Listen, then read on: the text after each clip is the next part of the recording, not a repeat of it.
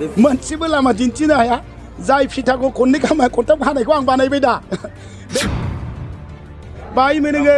रामगौआव फिथा खननै हादों बेखौबो आं बानायना होबाय दा बिनिबो माबा दङ नाम्बार प्लेट दंलायलायो मारै नाम्बार प्लेटखौ होखो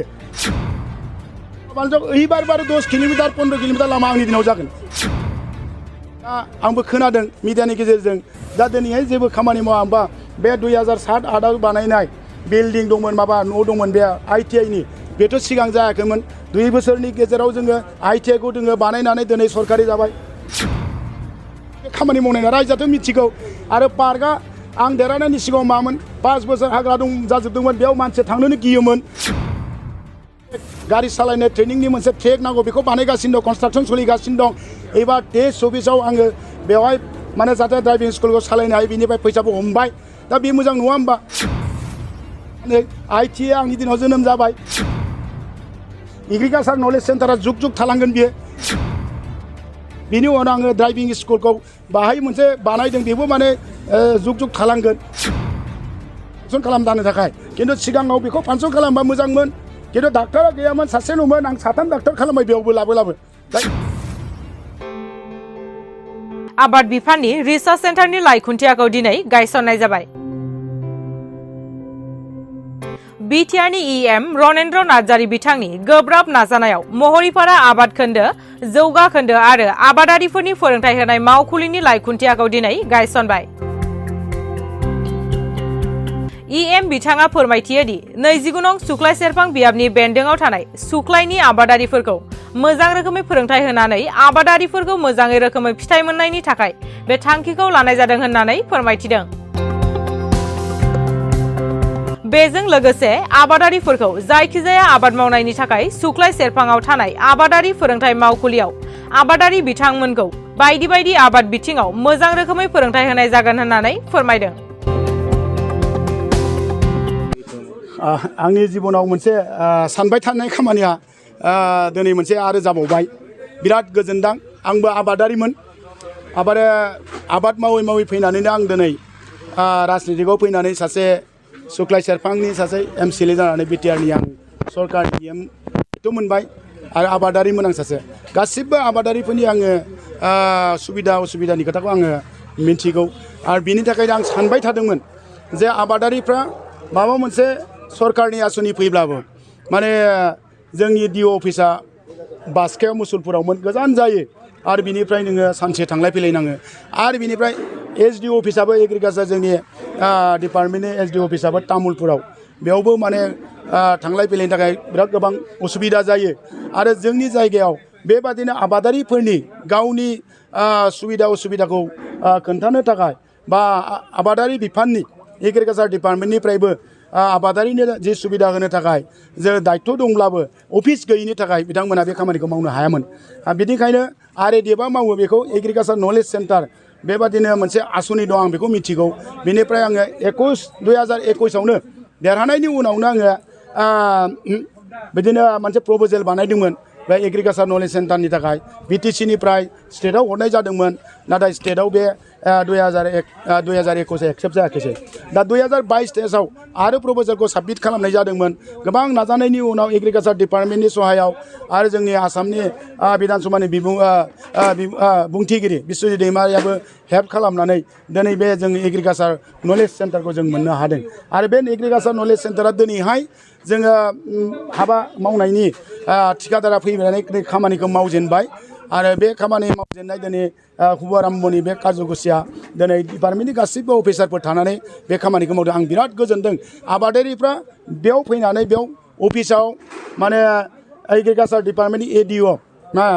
बेयाव थागोन आरो बेयाव रिसार्च पार्सना बेयाव ट्रेनिं होनो मोनसे ट्रेनिं हल थागोन बेयाव आबादारिफोरखौ ट्रेनिं होनो हानाय सुबिदा थागोन माबा मोनसे मावनो थांनाय आबादारिफ्रा सोलोंनो थाखाय बिराद इच्छा लागाय सोलोंनो लुगैबाबो मोनसे अनुस्थान बेबादि ट्रेनिं सेन्टार गैयिनि थाखाय जों आबादारिफोरखौ फोरोंहोनो हायामोन दा बेवहाय फोरोंनायनि थाखाय ट्रेनिं सेन्टार मोनसे हल थागोन आरो रिसार्च पार्सन फैयोबा थानायनि मोनसे रुम थागोन आरो ADOआ बेयावनो थानो हागोन अफिस खालामनानै ग्राम सेबकफ्रा बेयावनो थानो हागोन गुदाम थागोन बिराद मोनसे मोजां मोनसे अनुस्थान आं सुक्लाय सेरफाङाव मोननो हादों दा बेनिखायनो दिनै आबादारिफोरनि जानानै आङो बिराद गोजोननाय फोरमायदों आरो आबादारिफ्राबो गावनि जे आबादारिफोरनि थाखाय जे सरकारनि आसनि जेनेबा तामुलपुराव थांनांगौ जायोमोन दिनैहाय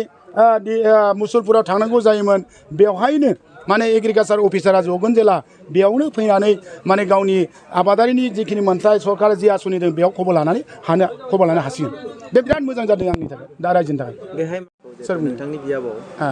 जेबो जौगानायनि जेबो खामानि जायाखै बे जौगानाय नङा होमबा दा दिनै आबादारिनि थाखाय बिराद मोनसे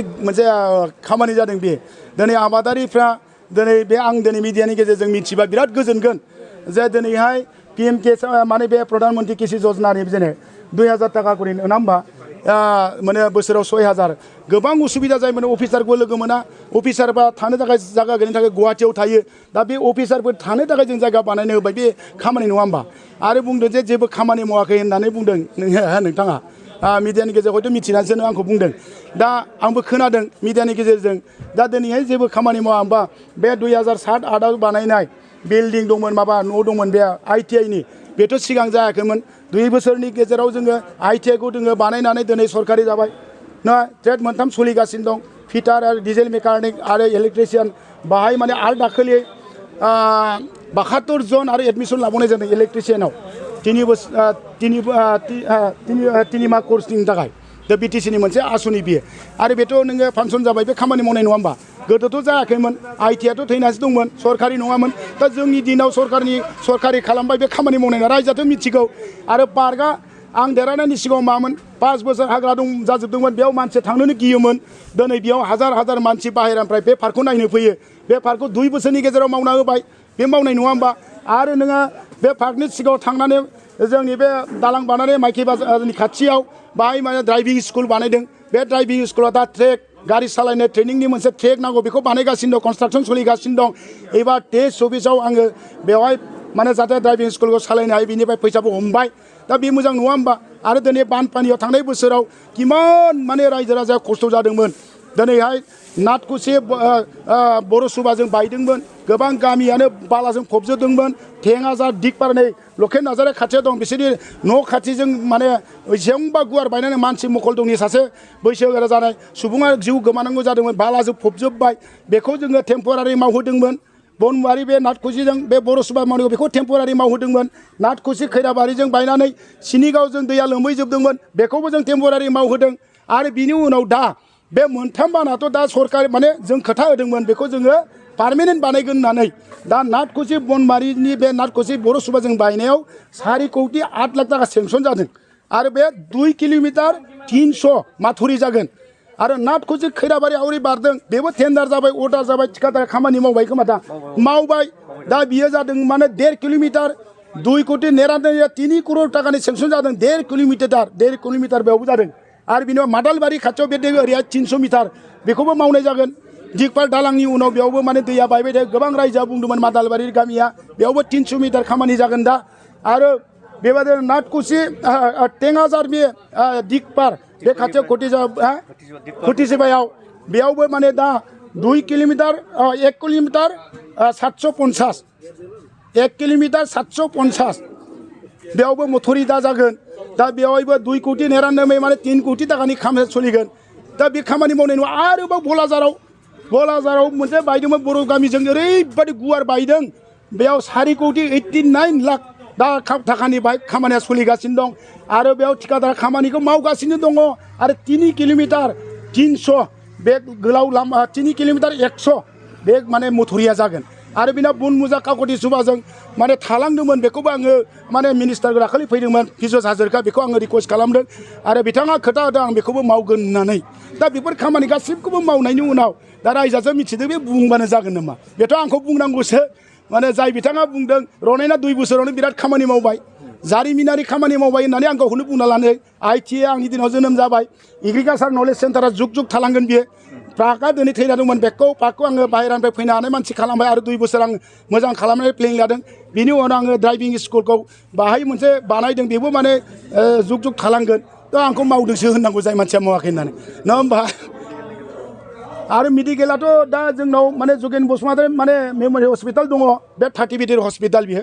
दा NRC लाबाय खिन्थु बे 30 बेड हस्पिटाला फांसन जायाखै बेखौबो आङो फांसन खालामनो थाखाय प्रप'जाल साबमिट खालामदों दा आरो बेखौबो आङो सेस्था खालामो फांसन खालामनो थाखाय खिन्थु सिगाङाव बेखौ फांसन खालामबा मोजांमोन खिन्थु डाक्टारा गैयामोन सासेल'मोन आं साथाम डाक्टार खालामबाय बेयावबो लाबो दा एटाचमेन्टआव दङ बैखौ फांसन खालामनो हायोब्ला बे रायजोनि थाखाय मोजां खामानि जागोन ना जाया बेखौबो नाजाबाय थानाय जादों। माखासे समाव जोङो खोनानो मोनबावो बिथाङा बुंबाय थायो लामानि खेथ्रआव